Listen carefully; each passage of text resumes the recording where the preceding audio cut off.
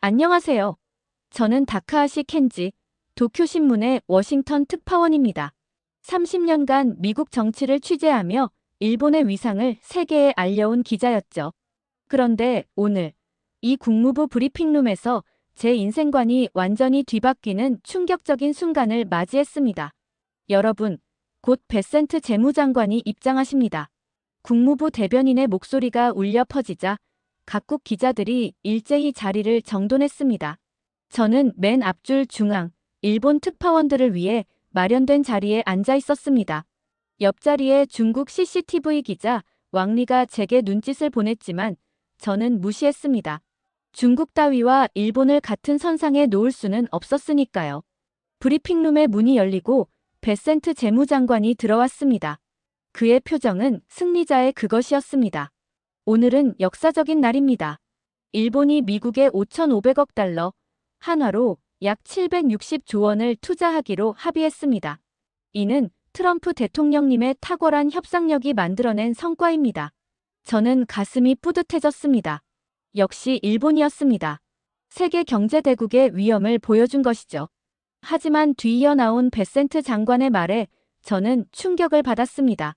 투자 수익의 90%는 미국이 가져갑니다. 투자처 역시 미국이 결정합니다. 뭐라고요? 저는 펜을 놓을 뻔했습니다. 이건 투자가 아니라 조공 아닌가요? 프랑스 르몽드의 기자가 손을 들었습니다. 장관님, 그것은 투자라기보다는 일방적인 자금 이전 아닙니까? 베센트 장관이 웃었습니다. 일본은 현명한 선택을 한 것입니다. 25%에서 50%의 관세를 피하기 위해서 말이죠. 독일 슈피겔의 기자가 일어났습니다. 하지만 일본 정부는 다른 해석을 내놓고 있습니다. 아카자와 류세이 경제재생상은 이 금액이 단순한 융자 보증 한도라고. 그건 일본의 국내용 변명일 뿐입니다. 베센트 장관이 단호하게 말했습니다. 저는 당황했습니다. 우리 정부가 국내용 변명을 한다고요? 그럴 리가 없습니다. 일본은 언제나 당당했습니다. 메이지 유신 이후 아시아를 선도해왔고 태평양 전쟁에서도 서구 열강에 맞선 유일한 아시아 국가였습니다. 다음은 유럽연합과의 협상 결과를 발표하겠습니다. 베센트 장관이 계속했습니다. 유럽은 7,500억 달러의 미국산 에너지를 도입하고 미국에 6천억 달러를 투자하기로 했습니다. 영국 BBC 기자가 질문했습니다. 폰데어라이엔 위원장은 자동차, 반도체, 의약품에 15% 관세가 적용된다고 했는데 대통령은 의약품과 철강은 제외라고 하셨습니다. 어느 쪽이 맞습니까? 베센트 장관의 표정이 잠시 굳어졌습니다. 세부 사항은 추후 조율될 예정입니다. 저는 속으로 생각했습니다. 유럽도 일본처럼 굴복한 것인가? 하지만 적어도 일본은 명확한 합의를 했습니다. 비록 조건이 가혹하더라도 말이죠. 이제 한국 차례입니다. 베센트 장관의 목소리에 자신감이 넘쳤습니다. 러트닉 상무장관이 이미 언급했듯이 한국도 일본과 동일한 수준의 투자를 해야 합니다. 한국일보 기자가 일어났습니다. 장관님, 한국 경제 규모는 일본의 3분의 1입니다. 동일한 금액을 요구하는 것은 경제 규모는 변명이 되지 않습니다. 베센트 장관이 잘라 말했습니다. 한국이 진정한 동맹이라면 증명해야 합니다. 저는 고개를 끄덕였습니다. 당연한 말입니다. 한국 같은 소국이 미국과 대등한 협상을 할 수 있을 리 없죠. 일본도 굴복했는데 한국이 뭘 할 수 있겠습니까? 그때 러트닉 상무장관이 브리핑룸에 들어왔습니다. 그의 얼굴에는 조소가 가득했습니다. 한국 협상단을 만나고 왔습니다. 정말 재미있더군요. 일본의 협상 결과를 보고 얼마나 당황했을지 상상이 갑니다. 일본 요미우리 신문의 동료 기자가 물었습니다. 한국은 어떤 제안을 했습니까? 러트닉 장관이 웃음을 터뜨렸습니다. 조선업 협력이랍니다. 마스가, 즉 미국 조선업을 다시 위대하게라는 프로젝트를 들고 왔더군요. 트럼프 대통령의 마가를 따라한 것이죠. 브리핑룸에 웃음소리가 퍼졌습니다. 저도 실소를 금할 수 없었습니다. 조선업? 한국이 미국에 제공할 수 있는 게 고작 그것뿐인가요? 그래서 거절하셨습니까? 프랑스 기자가 물었습니다. 그런데 러트닉 장관의 표정이 미묘하게 변했습니다. 아직 협상 중입니다. 한국이 예상외로 구체적인 계획을 가져왔습니다. 저는 놀랐습니다. 한국이 구체적인 계획을. 중국 기자 왕리가 손을 들었습니다. 미국은 현재 조선업이 사실상 붕괴 상태 아닙니까? 작년 신규 건조가 단 2척이었다고 들었습니다. 러트닉 장관의 얼굴이 붉어졌습니다. 그것은 일시적인 현상입니다. 미국은 20세기 중반까지 세계 최대 조선 강국이었습니다. 그런데 지금은 한국이 세계 2위 조선 강국이죠. 왕리가 계속했습니다. 중국이 1위이고요. 중국 조선소는 품질이 떨어집니다. 러트닉 장관이 반박했습니다. 군함 건조는 불가능하죠. 하지만 한국은 이지스함도 건조할 수 있습니다. 독일 기자가 끼어들었습니다. 한국의 차세대 구축함은 세계 최고 수준이라고 들었습니다. 저는 불편해졌습니다. 한국이 그 정도 기술력을 가지고 있다고요? 일본 해상자위대의 이지스함도 미국에서 도입한 것인데 베센트 장관이 개입했습니다. 어쨌든 한국도 일본처럼 5,500억 달러를 투자해야 합니다. 그것이 동맹의 의무입니다. 한국일보 기자가 다시 일어났습니다. 한국은 이미 IRA 법안으로 인해 막대한 투자를 미국에 하고 있습니다. 배터리 공장, 반도체 공장. 그것으로는 충분하지 않습니다. 베센트 장관이 단호히 말했습니다. 그때 백악관 연락관이 뛰어들어왔습니다. 장관님, 대통령께서 긴급 브리핑을 요청하십니다. 한국협상단이 새로운 제안을 했다고. 두 장관이 황급히 자리를 떴습니다. 브리핑룸에는 각국 기자들의 웅성거림만 남았습니다. 한국이 무슨 카드를 꺼낸 거지? 영국 기자가 궁금해했습니다. 조선업 말고 다른 게 있나? 프랑스 기자도 의아해했습니다. 저는 코웃음을 쳤습니다. 한국이 뭘 할 수 있겠습니까? 결국 일본처럼 굴복할 겁니다. 그런데 중국 기자 왕리가 의미심장한 표정을 지었습니다. 다카하시 선생, 한국을 너무 얕보시는 것 아닙니까? 무슨 말씀이죠? 저는 기분이 상했습니다. 한국은 일본과 다릅니다. 식민지 경험이 있죠. 협상에서 살아남는 법을 알고 있습니다. 그것은 과거의 이야기입니다. 저는 단호히 말했습니다. 현재 일본은 세계 3위 경제 대국입니다. 하지만 이번 협상에서는 왕리가 말을 흐렸습니다. 저는 더 이상 듣고 싶지 않았습니다. 일본이 미국에 굴복한 것이 아닙니다. 전략적 선택을 한 것뿐입니다. 2시간 후 장관들이 돌아왔습니다. 그런데 표정이 심상치 않았습니다. 특히 러트닉 장관은 당황한 기색이 역력했습니다. 한국과의 협상에 진전이 있었습니다.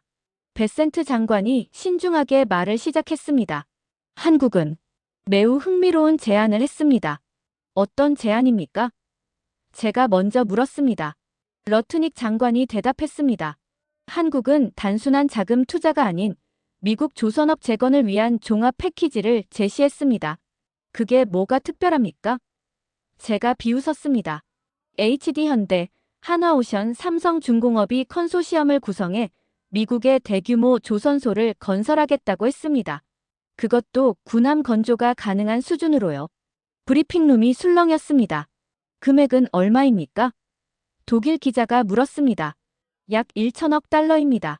하지만 베센트 장관이 말을 이었습니다. 이것은 단순한 투자가 아닙니다. 한국은 기술 이전, 인력 양성, 그리고 모두가 숨을 죽였습니다. 차세대 무인 함정 기술을 제공하겠다고 했습니다. 저는 충격을 받았습니다. 무인 함정 기술이라고요? 일본도 아직 개발 중인 기술인데 그것뿐이 아닙니다. 러트닉 장관이 덧붙였습니다. 한국은 미국산 철강 구매를 전제로 했습니다. 미국 철강업계도 살리겠다는 거죠. 일본은 어떻습니까? 제가 다급하게 물었습니다.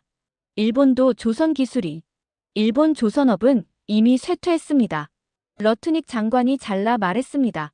한국에 완전히 추월당했죠. 저는 말문이 막혔습니다. 이것이 사실일까요? 중국 기자가 물었습니다. 그래서 한국의 관세는 어떻게 되는 겁니까? 베센트 장관이 머뭇거렸습니다. 그것은 아직 협상 중입니다. 하지만 한국의 제안은 매우 건설적입니다. 일본과는 다르다는 말씀이신가요? 프랑스 기자가 날카롭게 물었습니다. 두 장관이 서로를 바라보았습니다. 각국은 각자의 방식으로 협상했습니다. 베센트 장관이 외교적으로 대답했습니다. 하지만 저는 알 수 있었습니다. 미국이 한국의 제안에 흔들리고 있다는 것을. 잠깐만요. 제가 손을 들었습니다. 한국이 정말로 그런 기술을 가지고 있습니까? 무인 함정이라면. 러트닉 장관이 대답했습니다. 한국 해군은 이미 무인 수상정을 운용 중입니다. 그리고 한화오션은 완전 자율 운항 선박을 개발했죠. 일본도. 제가 반박하려 했지만 할 말이 없었습니다. 일본의 무인 함정은 아직 연구 단계였으니까요. 영국 기자가 물었습니다. 그렇다면 한국은 일본과 달리 실질적인 윈윈을 제안한 것인가요? 그렇게 볼 수 있습니다. 러트닉 장관이 마지못해 인정했습니다. 저는 믿을 수 없었습니다. 한국이 일본보다 나은 협상을 했다고요? 그때 백악관 연락관이 또 들어왔습니다. 장관님, 한국 협상단이 추가 제안을 했습니다. 반도체 관련해서. 반도체? 모두가 귀를 기울였습니다. 네, 차세대 AI 반도체 생산을 위한 미국 내 팹 건설을 제안했습니다. 삼성과 SK 하이닉스가. 베센트 장관이 손을 들어 말을 막았습니다. 그것은 나중에 발표하겠습니다. 하지만 이미 브리핑룸은 술렁이고 있었습니다. 한국이 미국의 약점을 정확히 파고든 것 같은데요. 독일 기자가 분석했습니다. 조선업, 반도체. 모두 미국이 중국을 견제하는데 필수적인 분야죠. 프랑스 기자가 동의했습니다. 저는 혼란스러웠습니다. 이것이 그 한국입니까? 제가 알던 그 작은 나라가. 일본은 왜 이런 제안을 하지 않았습니까? 중국 기자 왕리가 도발적으로 물었습니다. 저는 발끈했습니다. 일본은 이미 충분한 투자를 약속했습니다. 5,500억 달러라는 거대한. 하지만 그것은 실체가 없는 돈 아닙니까? 왕리가 반박했습니다. 반면 한국은 구체적인 프로젝트를 제시했죠. 그것은. 제가 말문이 막혔습니다. 러트닉 장관이 개입했습니다. 일본의 투자도 물론 중요합니다. 하지만 모두가 주목했습니다. 솔직히 말해서 한국의 제안이 더 매력적입니다. 미국의 제조업 부활이라는 트럼프 대통령의 비전에 정확히 부합하니까요. 저는 충격을 받았습니다. 미국 고위 관리가 공개적으로 한국을 일본보다 높이 평가하다니. 그렇다면 관세는? 한국일보 기자가 조심스럽게 물었습니다. 아직 결정된 것은 없습니다. 베센트 장관이 말했습니다. 하지만 건설적인 제안에는 건설적인 대응이 있을 것입니다. 이것은 명백한 신호였습니다. 한국은 일본과 다른 대우를 받을 것이라는. 브리핑이 끝난 후 저는 브리핑룸에 남아 있었습니다. 머릿속이 복잡했습니다. 중국 기자 왕리가 다가왔습니다. 다카하시 선생, 이제 아시겠습니까? 한국은 일본과 다릅니다. 무엇이 다르다는 겁니까? 저는 짜증스럽게 물었습니다. 한국은 실리를 압니다. 허세를 부리지 않죠. 일본처럼 체면에 매달리지도 않고요. 일본이 체면에 매달린다고요? 저는 화가 났습니다. 5,500억 달러, 그것이 진짜라고 믿으십니까? 왕리가 비웃었습니다. 저는 대답할 수 없었습니다. 사실 저도 의구심이 들고 있었으니까요. 다음 날, 더 충격적인 소식이 전해졌습니다. 일본 정부가 미국과의 합의 내용에 대해 다른 해석을 내놓은 것입니다. 아카자와 류세이 경제재생상의 기자회견을 보면서 저는 경악했습니다. 5,500억 달러는 융자 보증 한도일 뿐입니다. 실제 투자와는 다릅니다. 미국산 쌀 수입도 기존 쿼터 내에서 조정하는 것입니다. 방위장비 구매도 이미 계획된 것입니다. 이것은 무엇입니까? 일본 정부가 미국을 속인 것입니까? 아니면 미국이 과장한 것입니까? 그날 오후 긴급 브리핑이 열렸습니다. 베센트 장관의 표정은 굳어 있었습니다. 일본과의 합의에 대해 해석 차이가 있다는 것을 인정합니다. 그가 마지못해 말했습니다. 브리핑룸이 발칵 뒤집혔습니다. 그렇다면 5,500억 달러는 허구란 말입니까? 영국 기자가 물었습니다. 허구는 아닙니다. 다만 해석의 차이가. 해석의 차이. 프랑스 기자가 비웃었습니다. 이것은 명백한 기만 아닙니까? 저는 고개를 숙였습니다. 일본이, 내가 그토록 자랑스러워하던 일본이 이런 꼼수를 부렸다니. 한국과의 협상은 어떻게 되고 있습니까? 독일 기자가 화제를 돌렸습니다. 러트닉 장관이 대답했습니다. 한국과는 매우 생산적인 논의를 하고 있습니다. 오늘 아침에도 새로운 제안이 있었습니다. 어떤 제안입니까? 우주산업협력입니다. 한국이 개발한 차세대 발사체 기술을 미국과 공유하겠다고. 저는 또 한 번 놀랐습니다. 한국이 우주기술까지. 누리호의 후속 모델입니다. 러트닉 장관이 설명했습니다. 재사용 가능한 발사체죠. 스페이스X와 경쟁할 수 있는 수준입니다. 일본도 우주 개발을. 제가 반사적으로 말했지만 곧 입을 다물었습니다. 일본의 H3 로켓은 최근 실패했으니까요. 중국 기자가 물었습니다. 그래서 한국의 관세는 결정됐습니까? 베센트 장관이 미소를 지었습니다. 처음으로 보는 진짜 미소였습니다. 한국과는 단순한 관세 협상을 넘어선 전략적 파트너십을 논의하고 있습니다. 이것은 명백했습니다. 한국은 일본과 완전히 다른 길을 가고 있었습니다. 브리핑이 끝난 후 저는 넋을 잃고 앉아 있었습니다. 한국일보 기자가 다가왔습니다. 다카하시 선배님, 괜찮으십니까? 저는 글을 올려다보았습니다. 젊은 한국인 기자였습니다. 평소라면 무시했을 텐데 오늘은 달랐습니다. 한국은 어떻게 이런 협상을 할 수 있었습니까? 제가 물었습니다. 그가 미소를 지었습니다. 한국은 늘 약자였습니다. 강대국 사이에서 살아남으려면 실리를 찾아야 했죠. 하지만 일본은 강자였습니다. 그래서 체면과 자존심에 매달렸죠. 하지만 한국은 달랐습니다.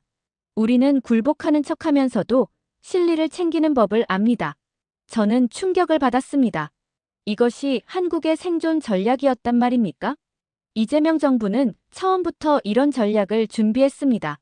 그가 계속했습니다. 미국이 원하는 것이 무엇인지 정확히 파악했죠. 중국 견제, 제조업 부활, 기술 우위. 그래서 조선업, 반도체, 우주. 맞습니다. 모두 미국이 절실히 필요로 하는 분야죠. 단순히 돈을 주는 것이 아니라 미국의 미래를 함께 만들어가자고 제안한 겁니다. 저는 할 말을 잃었습니다. 일본은 돈을 약속했지만 한국은 미래를 약속했습니다. 그날 밤 저는 호텔방에서 한국에 대해 검색했습니다. 한국의 조선업 점유율 세계 2위, 고부가 가치 선박 1위, 한국의 반도체 메모리 세계 1위, 파운드리 2위, 한국의 배터리 세계 시장 점유율 2위, 한국의 방산 세계 8위 수출국. 언제 이렇게 성장한 것입니까? 제가 한국을 무시하는 동안 한국은 조용히 기술 강국이 되어 있었습니다. 다음 날 결정적인 순간이 왔습니다. 트럼프 대통령이 직접 브리핑에 나타난 것입니다. 여러분, 좋은 소식이 있습니다. 트럼프가 특유의 제스처를 취했습니다. 한국과 매우 훌륭한 합의를 했습니다. 정말 훌륭해요. 기자들이 술렁였습니다. 한국은 미국의 제조업 부활에 1,500억 달러를 투자합니다. 조선소, 반도체 공장, 배터리 공장 모두 미국에 짓습니다. 관세는 어떻게 됩니까? 누군가 물었습니다. 트럼프가 웃었습니다. 한국은 좋은 친구입니다. 좋은 친구는 좋은 대우를 받죠. 기존 FTA를 존중하면서 몇 가지 조정만 하기로 했습니다. 저는 충격을 받았습니다. 일본은 10% 관세를 피하려고 5,500억 달러를 약속했는데 한국은 1,500억 달러로 거의 무관세를 유지한 것입니다. 일본과의 차이는 무엇입니까? 제가 떨리는 목소리로 물었습니다. 트럼프가 저를 바라보았습니다. 일본도 좋은 합의를 했죠. 많은 돈을 약속했으니까. 하지만 한국은 돈만 준 게 아닙니다. 미국의 일자리, 미국의 기술, 미국의 미래를 만들어주겠다고 했어요. 그게 차이죠. 저는 무너져 내렸습니다. 일본은 돈을, 한국은 가치를 제공했다는 말입니다. 게다가 트럼프가 덧붙였습니다. 한국 기업들은 이미 미국에서 성과를 내고 있어요. 현대차 조지아 공장, 삼성 텍사스 공장. 모두 대성공이죠. 일본 기업들도. 제가 반박하려 했지만 트럼프가 손을 들어 막았습니다. 일본 기업들. 그들은 1980년대에 왔다가 다 철수했잖아요. 하지만 한국 기업들은 지금 미국에 뿌리를 내리고 있어요. 이것은 사실이었습니다. 일본 기업들은 엔고 이후 대부분 미국을 떠났지만 한국 기업들은 계속 투자를 늘리고 있었습니다. 브리핑이 끝난 후 저는 브리핑룸 한 구석에 주저앉았습니다. 각국 기자들이 저를 스쳐 지나가며 수군거렸습니다. 일본이 완전히 당했네. 한국이 이렇게 영리할 줄은 몰랐어. 역시 실리 외교의 달인들이야. 저는 처음으로 일본인이라는 것이 부끄러웠습니다. 아니, 정확히는 일본을 맹신했던 제 자신이 부끄러웠습니다. 그때 한국일보 기자가 다시 다가왔습니다. 다카하시 선배님, 커피라도 한잔 하실까요? 저는 고개를 끄덕였습니다. 카페테리아에서 그는 조용히 말했습니다. 한국도 과거에는 많이 당했습니다. IMF 때는 나라가 망할 뻔했죠. 그때 일본은. 제가 말을 흐렸습니다. 일본은 한국에 돈을 빌려주지 않았습니다. 하지만 그 경험이 한국을 강하게 만들었습니다. 그가 계속했습니다. 위기를 기회로 만드는 법을 배웠죠. 이번 협상도 그런 건가요? 트럼프의 관세 위협은 분명 위기였습니다. 하지만 이재명 정부는 이를 기회로 만들었죠. 미국 시장에 더 깊이 진출할 기회로. 저는 감탄했습니다. 같은 상황에서 일본은 굴복했고 한국은 기회를 만들었습니다. 한국의 힘은 어디서 나오는 겁니까? 제가 진심으로 물었습니다. 그가 잠시 생각하더니 대답했습니다. 아마도 끊임없이 도전받았기 때문일 겁니다. 일본은 섬나라라 안전했지만 한국은 늘 강대국에 둘러싸여 있었죠. 그래서 더 강해진 건가요? 강하다기보다는 유연해진 거죠. 대나무처럼 폭풍이 와도 부러지지 않고 휘어집니다. 저는 깊은 인상을 받았습니다. 일본은 참나무처럼 꼿꼿했지만 결국 부러졌습니다. 한국은 대나무처럼 휘어지면서도 살아남았습니다. 그날 이후 저는 한국에 대해 본격적으로 공부하기 시작했습니다. 한국의 역사를 읽으면서 놀랐습니다. 수많은 침략을 받았지만 단 한 번도 완전히 무너지지 않았습니다. 일제강점기 36년도 견뎌냈습니다. 한국의 경제 발전도 놀라웠습니다. 1960년대 1인당 GDP 79달러에서 2024년 35,000달러로 일본이 100년 걸린 일을 50년 만에 해냈습니다. 특히 인상적인 것은 한국의 기술 발전이었습니다. 반도체 삼성과 SK하이닉스가 세계 메모리 시장의 70% 장악, 배터리 LG에너지솔루션, 삼성 SDI, SK온이 세계 시장 주도, 조선 HD현대와 삼성중공업이 LNG선 시장 독점, 원전 세계에서 유일하게 신규 원전을 제때 완공하는 나라. 언제 이런 일이 일어난 것입니까? 제가 한국을 무시하는 동안 한국은 조용히 기술 강국이 되어 있었습니다. 일주일 후 최종 협상 결과가 발표되었습니다. 일본 5,500억 달러 투자 약속 실제로는 불확실 10% 관세. 유럽 7,500억 달러 에너지 구매 15% 관세. 한국 1,500억 달러 실질 투자 3% 관세. 일부 품목만. 숫자만 보면 한국이 가장 적게 낸 것 같지만 실질은 달랐습니다. 한국은 구체적인 프로젝트와 함께 미국에 실질적 이익을 제공했습니다. 더 중요한 것은 후속 조치였습니다. 일본 투자 약속 이행을 둘러싸고 미일 간 갈등 시작. 유럽 에너지 구매 조건을 놓고 재협상 요구. 한국 즉시 조선소 건설 착공, 반도체 공장 기공식. 한국만이 약속을 지키고 있었습니다. 트럼프 대통령도 이를 알았습니다. 그는 트위터에 이렇게 썼습니다. 한국은 약속을 지키는 나라다. 일본과 유럽은 한국을 배워라. 이것은 충격적이었습니다. 미국 대통령이 공개적으로 한국을 일본보다 높이 평가한 것입니다. 저는 깊은 고민에 빠졌습니다. 지금까지 제 인생은 무엇이었을까요? 일본의 우월성을 전파하는 것이 제 사명이라고 믿었는데 그것이 착각이었단 말입니까? 그때 놀라운 소식이 전해졌습니다. 한국 조선사들이 미국 해군 차세대 구축함 사업에 참여하게 된 것입니다. 이것은 게임 체인저입니다. 미 해군 관계자가 브리핑에서 말했습니다. 한국의 건조 기술과 미국의 무기 체계가 결합하면 중국을 압도할 수 있습니다. 일본 방위산업체들도 입찰에 참여했지만 기술력에서 밀렸다고 합니다. 저는 더 이상 부정할 수 없었습니다. 한국은 이미 많은 분야에서 일본을 추월했습니다. 하지만 가장 충격적인 것은 다음 발표였습니다. 한미 반도체 동맹을 선언합니다. 백악관 대변인이 발표했습니다. 한국과 미국은 차세대 AI 반도체 개발을 위해 공동 연구소를 설립합니다. 이것은 단순한 투자를 넘어선 것이었습니다. 미국이 한국을 기술 동맹으로 인정한 것입니다.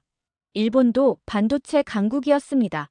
1980년대에는 세계 시장을 지배했죠.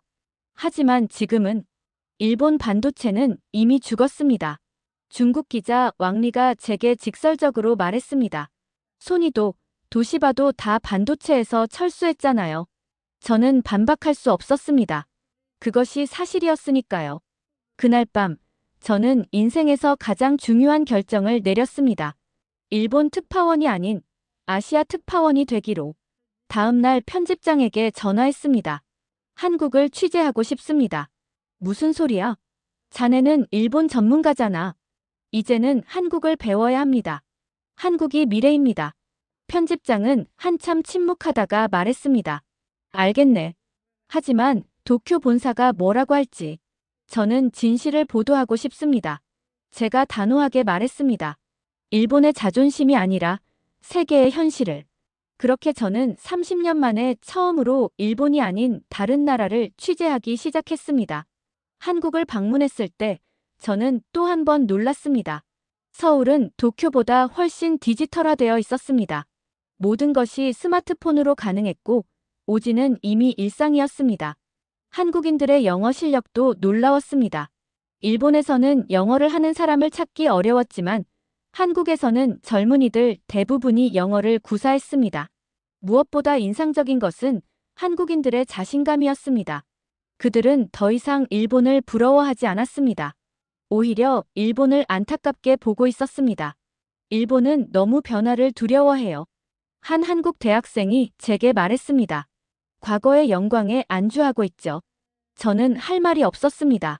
그것이 바로 일본의 문제였으니까요. 한국 정부 관계자를 만났을 때 그는 이렇게 말했습니다. 이재명 대통령은 실용주의자입니다. 이념이나 체면보다 실리를 중시하죠. 그래서 트럼프와도 잘 통했습니다. 일본은 왜 그러지 못했을까요? 제가 물었습니다. 일본은 여전히 자신을 대국이라고 생각합니다. 미국과 대등하다고 착각하죠. 하지만 한국은 현실을 압니다. 우리는 중견국이고 그래서 더 영리해야 합니다. 이것이 핵심이었습니다. 일본은 과거에 살고 있었고 한국은 미래를 보고 있었습니다. 제가 한국 조선소를 방문했을 때 그 규모와 기술력에 압도되었습니다. 거제도의 HD 현대 조선소는 도시 하나 크기였습니다. 수십 척의 선박이 동시에 건조되고 있었고 그 중에는 미국 해군을 위한 군함도 있었습니다. 우리는 이미 세계 최고입니다. 조선소 관계자가 자랑스럽게 말했습니다. 일본, 그들은 20년 전에 경쟁에서 탈락했어요. 저는 인정할 수밖에 없었습니다. 한국 조선업은 일본을 완전히 압도하고 있었습니다. 반도체 공장은 더욱 인상적이었습니다. 평택의 삼성 반도체 공장은 세계 최대 규모였습니다. 최첨단 EUV 장비가 즐비했고 3나노 공정이 가동 중이었습니다. 일본은 아직도 10나노에 머물러 있죠? 엔지니어가 물었습니다. 저는 고개를 숙였습니다. 일본은 이미 반도체 경쟁에서 탈락한 지 오래였습니다. 하지만 가장 충격적인 것은 한국의 미래 전략이었습니다. 정부 싱크탱크를 방문했을 때 그들은 2050년까지의 계획을 보여주었습니다. 우리는 인구 감소를 알고 있습니다. 그래서 AI와 로봇에 투자하고 있죠. 우리는 자원이 없습니다. 그래서 기술과 인재에 올인하고 있습니다. 우리는 작은 나라입니다. 그래서 전 세계와 연결되어야 합니다. 모든 약점을 강점으로 바꾸는 전략이었습니다. 일본은 어떨까요? 저는 비교가 두려웠습니다. 이재명 대통령의 연설을 들었을 때 저는 완전히 매료되었습니다. 대한민국은 불가능을 가능으로 만든 나라입니다. 앞으로도 그럴 것입니다. 단순하지만 강력한 메시지였습니다. 과거가 아닌 미래를 말하고 있었습니다. 저는 기사를 쓰기 시작했습니다. 처음으로 일본이 아닌 한국을 칭찬하는 기사를. 한국의 실용주의 외교가 일본을 압도했다. 기술 강국. 한국, 일본을 추월하다. 미래는 도쿄가 아닌 서울에 있다. 도쿄 본사는 격분했습니다. 다카하시, 자네 정신이 나갔나? 어떻게 한국을 일본보다 높이 평가할 수 있어? 하지만 저는 굴복하지 않았습니다. 저는 진실을 보도할 뿐입니다. 결국 저는 도쿄신문을 떠났습니다. 하지만 후회하지 않았습니다. 저는 프리랜서가 되어 계속 한국을 취재했습니다. 그리고 깨달았습니다. 제가 변한 것이 아니라 세계가 변한 것이라고. 한국의 성공 비결은 무엇일까요? 저는 오랜 취재 끝에 답을 찾았습니다. 첫째, 현실 인식입니다. 한국은 자신의 위치를 정확히 알고 있었습니다. 약점을 인정하고 강점을 극대화했습니다. 둘째, 유연성입니다. 한국은 변화를 두려워하지 않았습니다. 오히려 변화를 기회로 만들었습니다. 셋째, 실용주의입니다. 한국은 체면보다 실리를 택했습니다. 자존심보다 생존을 선택했습니다. 넷째, 미래 지향성입니다. 한국은 과거에 안주하지 않았습니다. 늘 다음을 준비했습니다. 다섯째, 글로벌 마인드입니다. 한국은 세계와 연결되려 했습니다. 고립되지 않으려 노력했습니다. 일본에는 이 모든 것이 부족했습니다. 일본은 과거의 영광에 취해 있었습니다. 변화를 거부했습니다. 체면에 매달렸습니다. 미래를 두려워했습니다. 섬나라 근성에 갇혀 있었습니다. 그 결과가 이번 트럼프 협상에서 드러난 것입니다. 그리고 한국과의 격차는 계속 벌어지고 있습니다. 하지만 저는 절망하지 않습니다. 오히려 희망을 봅니다. 일본의 젊은이들이 한국어를 배우고 있습니다. 일본 기업들이 한국과 협력하고 있습니다. 일본 정부도 조금씩 변하고 있습니다. 언젠가 일본도 한국처럼 될 수 있을 것입니다. 과거의 굴레에서 벗어나 미래로 나아갈 수 있을 것입니다. 그날이 올 때까지 저는 계속 글을 쓸 것입니다. 한국의 성공을 전하고 일본의 변화를 촉구할 것입니다. 왜냐하면 저는 이제 알기 때문입니다. 진실을 외면하는 것보다 인정하는 것이 더 용기 있는 일이라는 것을. 자존심을 지키는 것보다 실리를 찾는 것이 더 현명한 일이라는 것을. 과거를 붙잡는 것보다 미래를 준비하는 것이 더 중요한 일이라는 것을. 한국이 저에게 가르쳐준 교훈입니다. 그리고 이것이 제가 친일파에서 친한파가 된 이유입니다. 진실 앞에서는 국적도, 자존심도, 편견도 무의미합니다. 오직 미래만이 중요합니다. 그 미래는 이미 시작되었습니다. 한국에서.